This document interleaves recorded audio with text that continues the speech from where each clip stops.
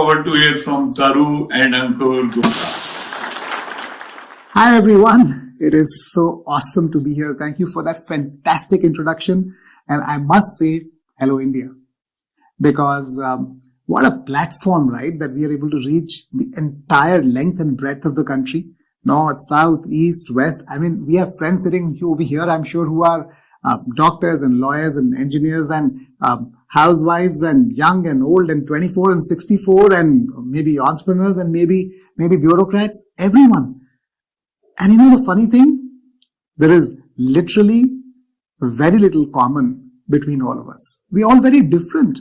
And we all think that the way I do things is different, which is true. But there is something which is common between us also. And that common thing is our passions, our will to succeed, our desire to make an impact in the world, to make this world a better place to live in.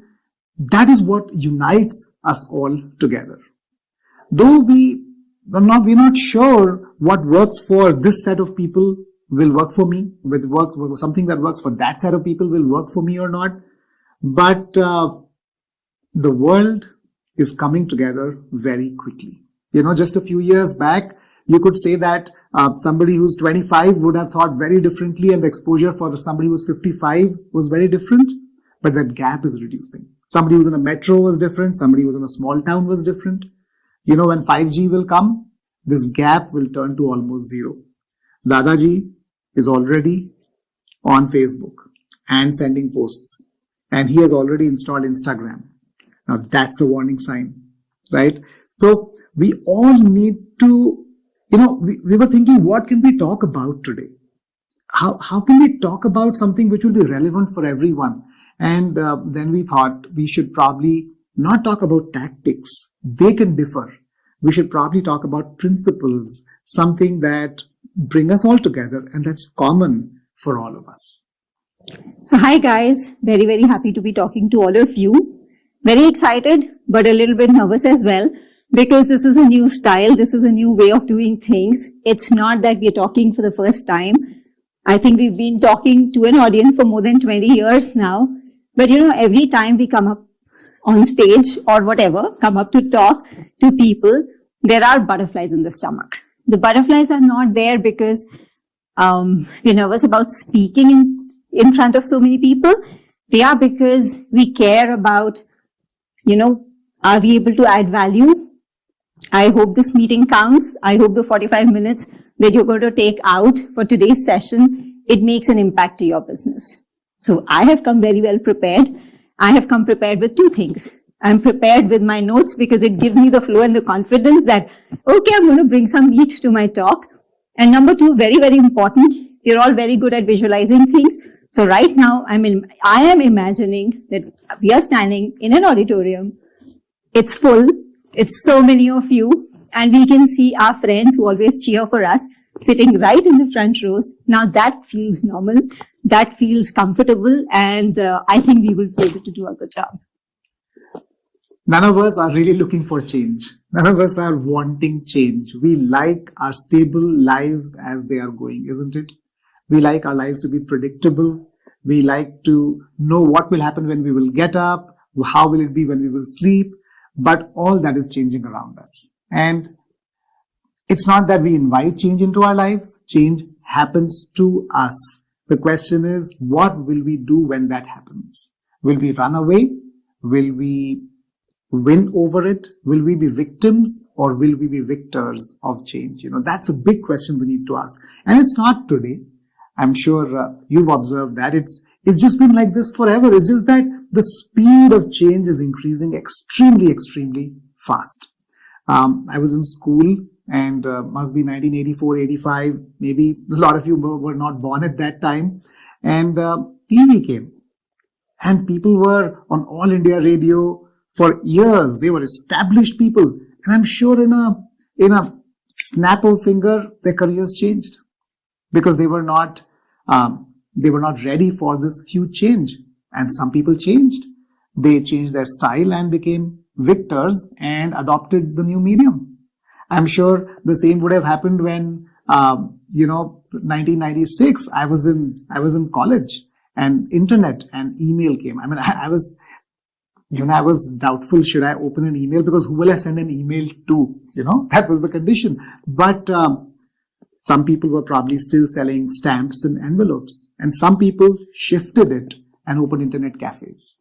When the mobile phones came in 2000, right? I started working. Before that, we were only on landline phones. I mean, we don't look like that old, but it's just experiences that we saw through in our lives. And some people were running STD PCOs. I remember Taru and I, for her also, for me also in college, we used to be making in these long queues, trying to get our turn to call our parents home. And all of a sudden, pop, vanished. Everybody had a mobile phone. Some people kept waiting in empty STD and PCO booths, hoping for business to come. And some other people converted them and started selling SIM cards and mobile phones, and started maybe, creating more things and newer things. And this change is just constant, over and over and over and over and over again, right? E-commerce came. Some people were trying to just open another shop. Some people were opening marketplaces for other people to put their products on it. Right now, change is happening around us. The ground is shifting below our feet. Just last month, one of the biggest AI tools, artificial intelligence tools, was launched, ChatGPT. You cannot imagine how many jobs are going to go away with that. But some people will adopt and figure out how to use this change to become victors. And that is what we want to be. In our business, the way of doing things is shifting, not because, there's some big conspiracy, because the world wants to see and experience things in a different way. So what we aim to do today in the next half an hour, 40 minutes, is to be able to maybe share our viewpoint of how we are seeing this world right now. We work with people in different countries around the world in our business. We've been in business for over 20 years now, and we've got a great perspective of how to deal with shifting landscapes. And if we can share some of these trends with you, maybe you can adopt them for your business. Maybe you are also a little confused about how will you move to the next phase of business. We don't have to worry about that. We just have to understand what is happening, and then God opens the doors and takes us forward on the right path. If we are united with our mentors, if we have trust in ourselves, and if we keep our teams tight, we can navigate anything in the world. That is what I really believe in. So I think we'll talk about 5 or 6 key things today, and we have these 2 slots. We'll cover some of them in the first part and some of them in the second part when we come back. But one of the things that we are seeing, the first thing is, people don't like to be sold to. People like to buy things. Now that sounds like, Ankur, it's the same thing, no? What's the difference? No. When somebody is trying to sell something to somebody, people don't like it. They like to go and buy something. How is it different? When you try to convince me to buy something, I am resisting it because I'm thinking you are doing something to me. Whereas when the decision is coming from inside me, then I like it. So that's how the world is working right now. Most of the times when somebody comes to a store, they have already done most of the research. They've already done all the searches and read all the documents. And now when they come and ask you a question, if your answers match their research, they trust you. If your answers don't match their research, they won't even trust you because they know you're trying to pull a fast one on them. So, with that change happening, do we realize that in our business also somebody else might not be willing to or not liking that we are trying to sell them something? How about that? Right? When I go to a store today, I don't like the guy breathing down my neck trying to say, this is best and that is best. I tell him, hey, you know what? Give me some time. Let me take a look around. Let me read. Let me go around. If I need your help, I'll call you. Isn't that how we think? it applies to our business also. But how does it apply to our business? So I'm going to share a recent story, okay? My mom is 71 years old. She is almost an older version of me. She's very active, very energetic, has very good stamina, perfect body shape, body size, perfect weight, very lively, very energetic. Okay, so she was visiting family. She's 71 years old. She was visiting family, and there happened to be a kitty party for the young lady in that house. She had invited 8-10 friends over. So, these were all young moms, maybe in their early 30s. So my mom was clicking pictures with them. She got involved in the kitty party. She was clicking pictures with them. Right away, she posted them on Facebook. She added all of them as friends. And then she had cooked a meal in our cookware for all of them, 8-10 of them, in 1.5 hours, right in front of those 10 girls. Okay? Very obviously, everybody was bowled over by her. They were meeting her for the first time. And then they started asking her, Auntie, my mother-in-law is your age, but she's nowhere close to you. My mom is younger than you, but she can barely walk. My so-and-so is struggling with so many conditions. My mother-in-law cannot even get out of bed. How come you are so energetic? What is your secret? Everybody wanted to know. Now, mind you, my mother is not a business builder. She is not an ABO, but she is somebody who believes in what has happened to her health over the years. So she told them a very honest reply. She said, last 20 years, I have been taking care of my health. Health does not happen automatically. We have to take care of ourselves. We have to spend money. When we were younger, so this is the story she's telling them. When we were younger, we ate good food. We had a lot of milk, curd, ghee, fruits, vegetables, everything. We were not worried about adulteration. We were playing outdoors. We were doing everything. Despite that, after 45, 50, at that age, we understood we needed something more. So you're all young, you're young moms. Take care of your health and don't believe that food is going to do everything. I have been eating Nutrilite for 20 plus years because my daughter introduced me to it. You can see me. My bones are not hollow. My body is not, that you shake it and it will shatter. It's not like that because it's a conscious effort. It's an investment of time, effort, thought, and money. So don't ignore your health. It's going to come. You have to work on it, because you're the pillars of the family. So she was just having a normal chat. Now, was she doing a hard sell? Absolutely no. She just told her story. It's very obvious what would have happened, right? So many people reached out after that because they were not sold anything, but they wanted to know what should they do about their health so that, they wanted something. They were not sold anything. So it's actually it's not different, but it's different. It's about how we see things that is different. Now that's a trend. Maybe if you think about it, maybe if you think whether this behavior applies to you, is this what you're doing? Are you telling the right stories? Maybe it'll help you change something in your business, in the way you do things, in the way people perceive you. A second trend we are seeing. People don't want to know the features. They want to know the benefits. Now, it's all around us. See, my point is just this. If we don't like something, how can we expect that our clients and our customers are going to like it, isn't it? Do unto others what you shall have done unto you. That's the golden rule, isn't it? Look at the phone. They're not saying nano chip, nanotechnology, and 23 megapixels. They're saying all that, okay, by the way. Latest silicon. They're saying all that on the side. But what is the key thing that they're talking about? They're putting a picture of this beautiful scenery or this girl or this flower, massive billboard, just that picture. It's obvious that if your phone can take a picture like that, it better have good technology inside it. You want the picture or you want the latest silicon inside? That's the question that we need to ask ourselves. They're no longer saying 2000cc turbocharged engine, computerized fuel injection, and I might not even understand that. They're talking more about, do you want to feel like a palace when you sit inside it? Do you want to be the alpha male out there? Do you want to rule the road? That's the advertisement for the car. And it speaks to me better than the technical specifications, isn't it?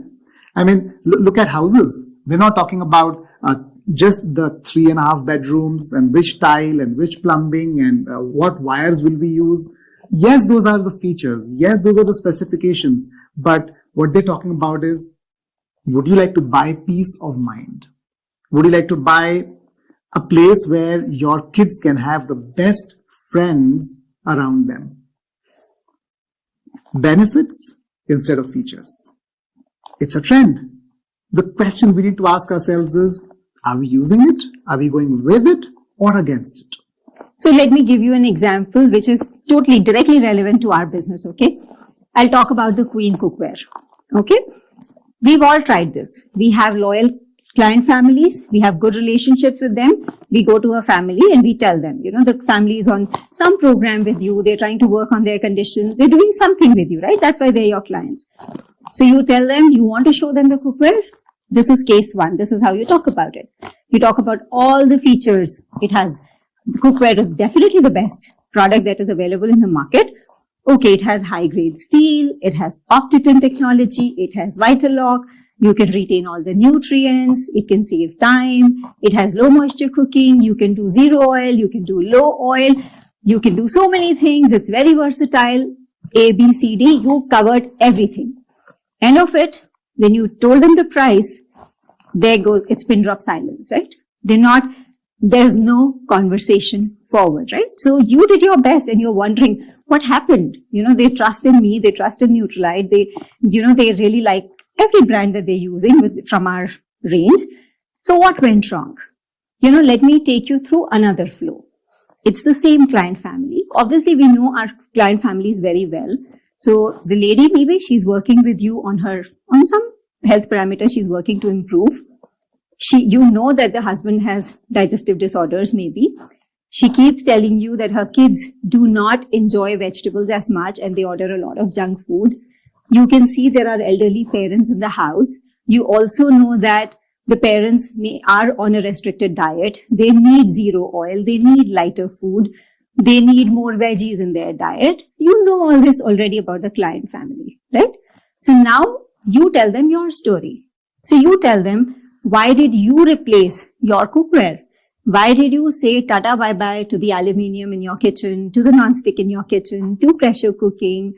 How much consumption of oil has gone down in your kitchen ever you switched your cookware and your cooking methods, right? How are your kids enjoying the vegetables much more because they look nicer and they taste nicer? How come in your busy schedule, you are able to take care of choices of everybody in the family because you're cooking smart? How have some other benefits come just because you change the way you cook? Now, if you can relate the two in this flow, if you tell your client everything because you actually told them a real story. When you told them the real story, what they are hearing is, okay, how does it fit in for so and so member of my family? You covered every member of the family. You showed them the value that it can bring for the lady, for the husband, for the kids, for the parents, for everybody, right? See, believe it. I mean, we all know it, right? There is nothing called expensive. It is a perceived value in our mind, right? If I see that something is worth my money, I'm going to spend on it. Now, did I create value because I could show them the benefits, the way it can transform or improve health of every single member of the family? So that is the difference between focusing on features versus benefits. And I'll tell you the third trend exactly for the same example. People want to solve a problem. They are not bothered about the components for it. I'll give you a very simple example very quickly. One of the most difficult things in the world is to buy furniture. We went to an IKEA store a few days back. They opened one in Bangalore. And there were more tourists than buyers over there just to look at it because of the way they set everything up, right? It was easy to buy something, and if you instead of buying one thing, you'll end up buying 5 things. Because they were not trying to sell the napkin holder, they were not trying to sell the sofa, they were not trying to sell the painting, they were not trying to sell the flower. What they were selling was, if your house, if your room is 500 square feet, how can you have everything in it? How can you have the most clean an immaculate arrangement? How can you make it look most beautiful and meet all your needs? That's how they'd set it up. You would go and buy a solution. Look at a hospital. Somebody was telling me the other day, their father had to go through a heart surgery when they went to the hospital. It was not like, okay, you do this and this and this. No. It was like, okay, heart surgery, valve replacement, this is the package. Everything is included in it. Whatever it takes, we will make sure it happens, right? You don't have to make 20 decisions. You have to just make one decision. Do I want this solution or do I not want this solution? When we are talking to our clients, when we are talking to people out there, are we talking about features, pieces, price of each, or are we talking about what they need and how we can solve their problem? Oh my God, I can so clearly remember, many years ago, this is exactly how we used to operate. If I had to speak to somebody about protein powder daily or whatever, I would go, this is what I would call going prepared. I would know exactly the vitamins, the minerals, the dosage, the extracts it came from, the amino acids, their description, their composition, every single thing. And I would make sure that I tell it to the client. You know what? It's not needed anymore. It's good to know because it gives you confidence. It gives you conviction. That's important. But that is not what sells it any longer, right? Today, if somebody is watching us, they see, oh, they look fit. They have a healthy lifestyle. They're very energetic. If people are watching us, they want to come to you and ask, you know what? You also have kids the same age, but by the time it's afternoon, I am so tired with my travel. I get so exhausted. My stress levels are so high. What do you do for your health, right? They are looking for an answer to a need, to a problem. A little later, we're going to come, it is not physically possible that we can only limit ourselves to people who are seeing us actually physically. We need to reach out to a larger audience. So a little later, we're going to come back and talk about that as well. But the point is this: if we can identify a need, people are looking for an answer to what they're going through. And if they see it in you, that okay, this seems to be a person I could go to and ask, that's where we'll find our clients. And we'll continue after a short break again. Wow. Thank you, Ankur and Taru, for this beautiful sessions shared straight from the heart. Thanks a lot. And now for a very exciting segment, which is our recognition segment. We all know well begun is half done, and when we get recognized or congratulated for our small achievements, it helps us keep going further. So let's get together to congratulate all the brand new 3 and 6 percenters. It might be a small achievement, but this is what will help you keep going further. So congratulate yourself and give yourself a pat on the back for the brand new 3 and 6 percenters from September to December 22. Yes, congratulations 3 and 6 percenters, and the next level is 9 and 12%. This is where the journey begins, where you get results, and then you start talking to people about your results. And a small turnover is created, which is a very, very big step. Congratulations, 9 and 12 percenters. Going further, 15 and 18%. This is where you start making a significant income. And if you do it with the BFI or the BBI structure, that means more profitability for you. So we would like to congratulate all the 15 and 18 percenters with BFI and BBI structure from September to December 22. Congratulations. Congratulations. And now this bigger levels, silver producer, when you see the business for the first time, that is the level we all aspire to be at. And when you maintain the silver for 3 months, you're called a gold producer. And platinum, you have a very stable business. And ruby is the level for profitability. Very, very powerful levels. And we'll see a AV of all the achievers from September till December. Gold producers to rubies. Congratulations everyone, and let's watch the AV now. Congratulations. Turn it up, turn it up, turn it up, turn it up, turn it up, turn it up, turn it up, turn it up, turn it up, turn it up, turn it up, turn it up.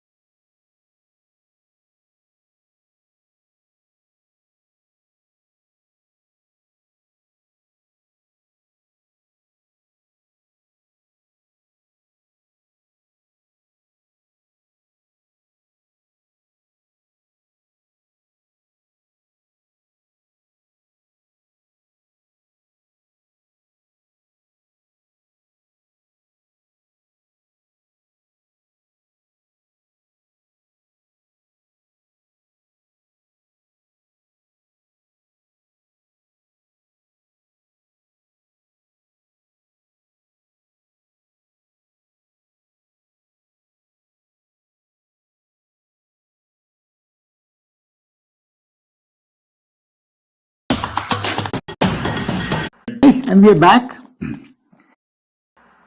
At bigger levels. And now for the teaching from our keynote speakers, Founders Executive Diamond, Ankur and Taru. Hi, and we're back. We were talking about the trends in the marketplace that we see.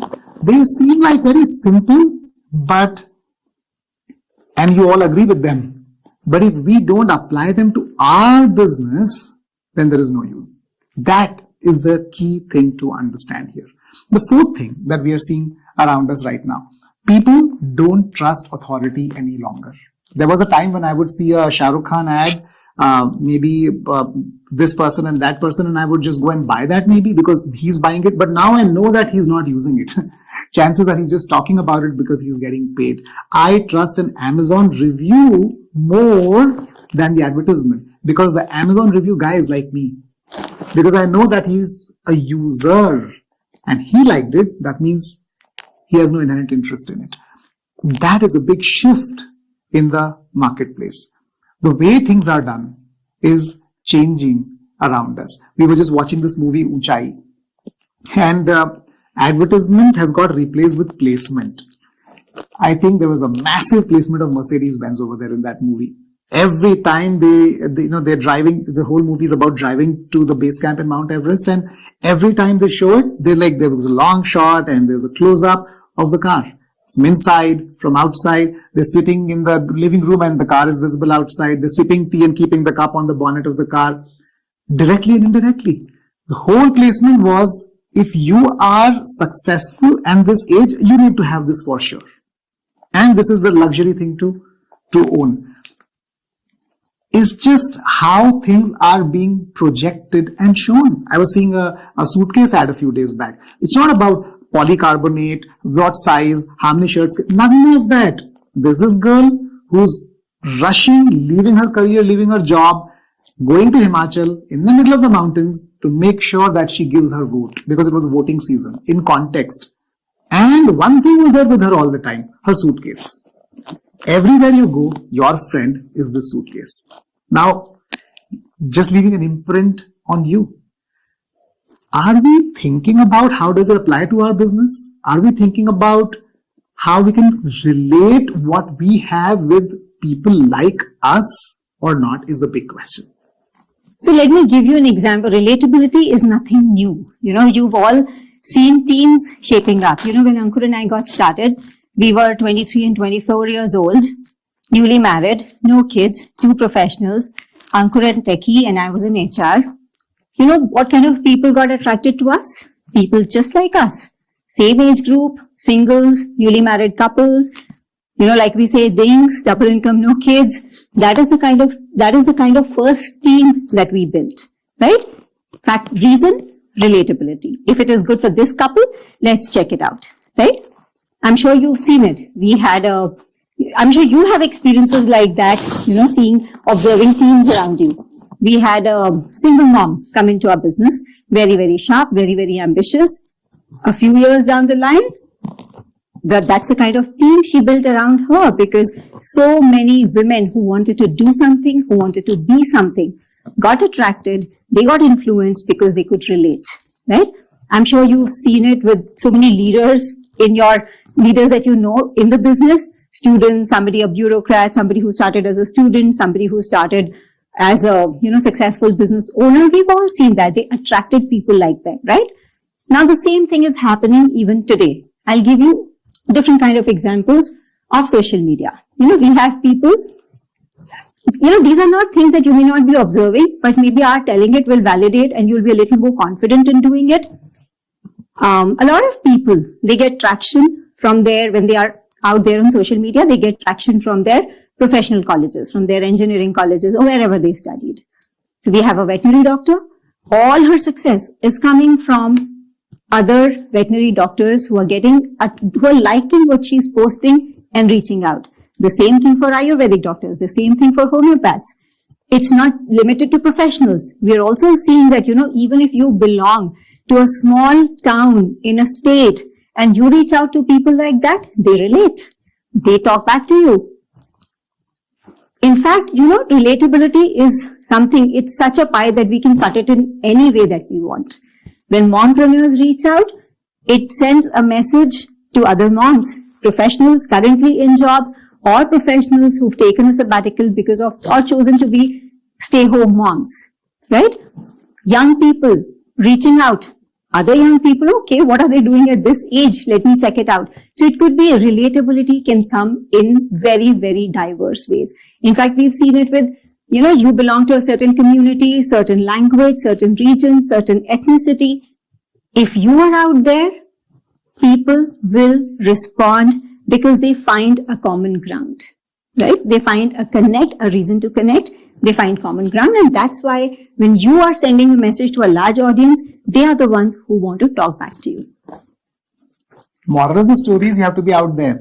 And the moral of the story is you cannot try to reach out to everyone thinking everyone will reach out to you. The frequency at which you will vibrate is the frequency that you will attract. And that brings us to point number 5. Influence is something which looks like it's very slow process, but actually it's very, very fast. And I'll give you an example. One of my favorite authors is this guy called Seth Godin. He writes on marketing, he writes on contemporary mindset, and I think he's a genius. Now, right there, I advertised him, for example. I've been reading books by him, and he writes a daily blog. He's one of the guys who's been writing a daily blog for 3 years now, every single day. I thought the first time I read one of his books was a PDF download. There's another one which I got as a PDF download, and I read it. The third book, I actually bought it. The fourth book, I actually bought 5 copies and gifted 4 of them. And as I was reading the blog, one day he talked about one of the courses that he was bringing out. That could be nice. You will not believe it. I might have spent only 500 rupees or 1000 or 2000 rupees till then, but that course was $450 and I bought it. Influence. Do you think he worked on me, and after I bought it, then he worked on the next one, and then on the next one? And no, he was working in parallel on 1 million people out there. Guess what? How many would have got converted? Even if it is just 1%, that's a big number. That's how influence works. Influence looks like it is very slow, but it works at a 10x, 100x, and 1000x speed compared to how we will operate if we try to not use influence. And the best tool for it is social media. Like Ankur said, it might look very slow, and but we have to see it from 2 perspectives, right? Let's say a few years ago, if I'll take an example of a personal transformation. Okay, you fix something in your health, or you live a very healthy lifestyle. People around you, your family, your relatives, your friends, people at workplace, people that you often hang out with. That's a limited set of audience. People who know your life up close, they can see that it's not just about what you eat, it's about how you think, about what you read, about, whether you do some physical workout or not, all things included. They understand that, okay, so-and-so person lives a very healthy life and the results are there to see because you're totally fit, right? So in the olden times, the only influence we could have built was around people who knew us, who were spending time, as if we were living in a glass house and they were living our life and they were getting inspired by us. That's a very limited set of people because nobody has a peek into our life that much, right? Now look at it from the angle of social media. You do the same transformation. You continue living the same healthy lifestyle that you're following, but you decide to go out on social with it. WhatsApp, Facebook, Insta, everywhere. Look at the influence you will build, right? Because it's so many people, and I already spoke about relatability, right? There is somebody out there in the audience who's going to relate to your story. What is important is, are you out there every day? Are you visible? And is there something you're genuinely passionate about? Because the story has to be authentic. If it is authentic, it will pull people towards you, right? So that is how it would work. Now, one more thing to understand, when we have clients who come, who actually saw our content on social media and that's how they reached out to us, when we ask them this question, when was the first time, after they become our clients, okay? When was the first time that you noticed me or my content? When did you make up your mind to reach out to me? What was holding you back? If we, like, at a certain point we're comfortable and we can ask, the answer varies between 3 months to 6 months to 1 year, and sometimes maybe even longer. Sometimes we're just observing you, but they haven't made up their mind to do something that you are doing, right? So what we need to understand is, we are not drying one shirt at a time.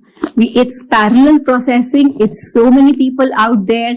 If we find something that, that we are passionate about, we are actually living, there would be no dearth of content, there would be no hesitation. Obviously, some barriers would be there initially. That's just a learning phase. But that is how influence works. It takes time, it takes repetition, it takes visibility. See, it's not that we are changing the destination. It's not even that we are changing the road. It's only a question of whether you're going in a cycle where you can have only one person sitting at the back, or whether you're driving a Volvo bus with 45 people sitting on it. Speed is different and the multiplication is massively different. Let's just combine all these 3 things together, all these 5 things together. We don't have to sell. We have to talk about our story. We have to be on it again and again and again, even though we might think it's very silly, because people like us will like us. We don't have to impress everybody, and we have to be continuous at it. And then let's just talk about the 6th thing that I want to talk about here very quickly. One of the things that is already changing, and that is going to change even more in the time to come: undercutting and price wars. You have no idea what is coming to us, at us right now. A new thing called ONDC will come, Open Network Digital Commerce. When any website you go to, you'll be able to see the products listed on any website. The government of India will bring it out. It's a beautiful thing coming for customers, because customers will get the massive amount of choice, superb discounts and pricing. But for a business owner, maybe that might mean price wars, right? And I had somebody call me a few days back from Punjab, and this friend asked me, Ankur, how do I deal with this? What will I do? How can I save my business from this undercutting war? And it's not just we going through it, the whole world is going through it right now, literally. He used to run a dress store. He used to sell ready-made dresses, get them from Delhi and then sell them. I asked him a very simple question. If your store is so successful, and if others get to know where you are buying your material from, and they buy the same thing and bring it and start selling it at a lesser cost, will your business suffer or not? He said, absolutely, but I won't tell them where I'm buying from. I said, that's not a big deal in this day and era, right? They will find out. And then what will you do? He said, I'll have to reduce the price maybe a little more further. Now there's no end to that. Where does it hit the bottom? The trend that we need to understand is, we don't need to work on reducing the price. Instead, how about working on increasing the value? I told him a very simple thing that he could probably do. I told him, why don't you get a really good designer, a really good person who can do fashion design, employ her with you. This person should be good, and you're paying her a good amount of money. Every time a client comes, don't focus on selling the dress. Introduce her to this stylist who actually spends time telling the customer, the client, what colors will suit on her, which cut will suit on her, what style will suit on her, what kind of designs she should go for with her personality, which kind of parties she goes to, who are her normal friends. Profile her and first create a solution for her. And after you've sold her on the solution, just show her 2 dresses which match that description. That's it. She has to pick one of them. You sell it at double the price, she's going to buy it, and she's going to come to you and only you again. Because now you are not selling the suit, you are selling looking beautiful and smarter than the rest of the people. We have to understand what is the commodity we are selling and what is the product that we are selling. And that's the only way we can win over this massively negative trend which is happening in the marketplace. So, we can talk about a lot of trends, but to our mind, these are some of the top things that we are seeing happening around us. The question is, you might ask us, Ankur, okay, all this is nice, it sounds very good, but how do I use it? What do I really do tomorrow? Tell me an exact game plan. Tell me 1, 2, 3, 4, and I'll do that.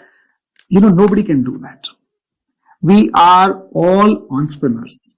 And entrepreneurship means we should just understand everything, absorb everything, give it some time to settle down. And if we just calm down, ideas will come out of us and we will be able to implement them for our business.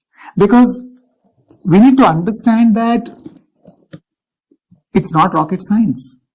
It's just a question of understanding how we can be relevant for today's marketplace. If we can do that, we can become victors of change rather than victims of the change. I'll just give you maybe a little direction to think. For some of our people, if we can find something that we are good at, we are passionate about, and we figure out a way to tell a story around it, it could be a good starting point. It is about value creation, and value creation authentically will come from something that is a natural strength. I'll give you 4 or 5 examples. There's somebody who's very passionate about yoga.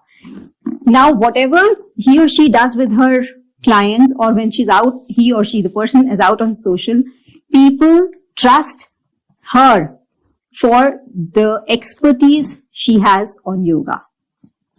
So they reach out to her for that, but ultimately everybody wants one person who can guide them on multiple things, right? When it comes to health especially. There's another person, she's very, very good. She's very creative with food, her food presentation, she has really good skills in food photography, and she cooks healthy. Now that's a niche she identified for herself. She's there, like I said a few minutes ago, every day, repeatedly, out there, visible, that is a given.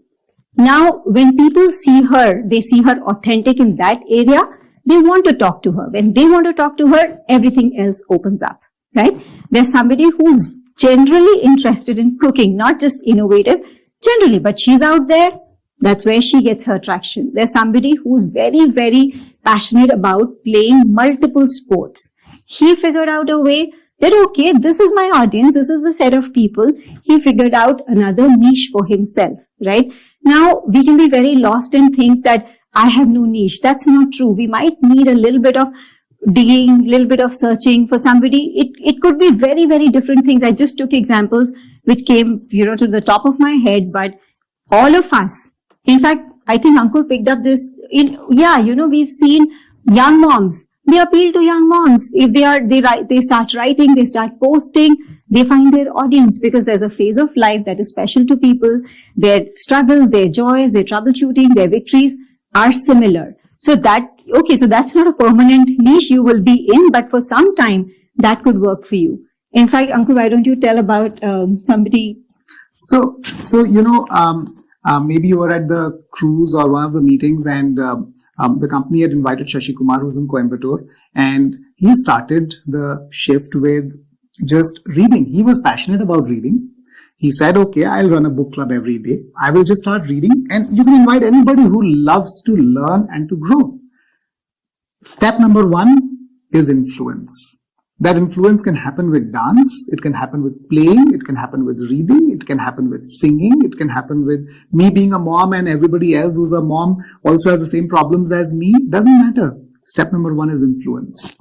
When influence happens, then people build trust in me and they start asking me things other than what they got influenced with. And that's step number 2. I end up giving them a solution or a suggestion, or I end up selling them something. The step number 3 is helping them identify what they can do well and teach them that. And this is a natural cycle which can go on and on and on. Somebody in Silchar might figure it out differently. Somebody in Surat might figure it out differently, and somebody in Delhi might figure it out differently. That's okay. Doesn't matter. But the path of influence that seems very slow rolls into a much higher speed and much higher momentum over a period of time. The key thing is we need to, number one, not give up, and number two, stay humble. Not give up means if we just jam down and say, I can't do anything, I don't know what to do, then obviously nothing can happen. It's very easy to turn a moving truck. With one finger you can move it. But a truck which is stationary, you cannot move the steering wheel even with two hands or two people. It's so heavy.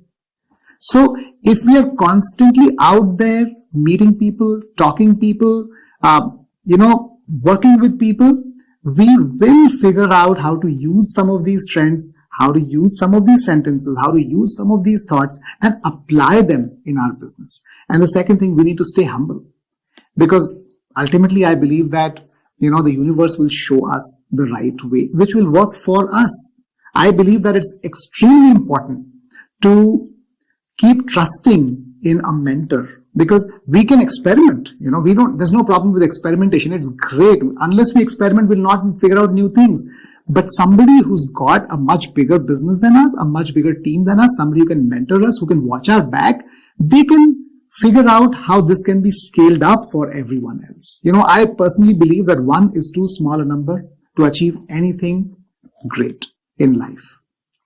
When you have unity, when you have a large team, it's actually easier to create something massive and something big. For that, we need to be united. So try things out, experiment, but always know that you can take this to a bigger team and you can help everybody else learn how they can actually implement it. The ways will be different. The goal is exactly the same. There is no difference over there. We have, people here who are from such diverse backgrounds.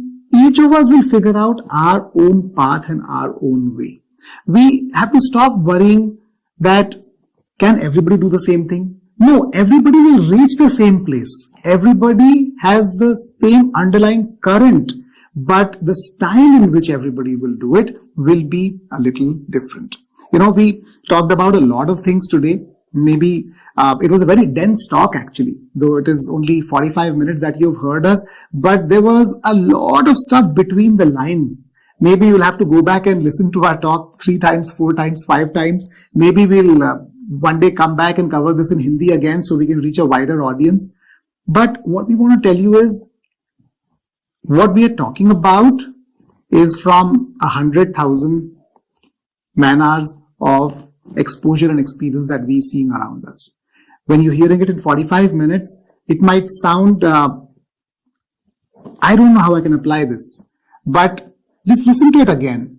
Just think about it, and a new idea will come from inside you. The most important thing is we don't need to give up. We need to be out there making it happen. We need to be trying things over and over and over again, because one spark can burn a forest. One thought can change the world.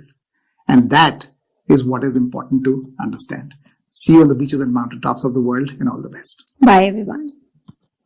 Wow. Thank you so much, Ankur and Taru, for sharing with us your years of experience, what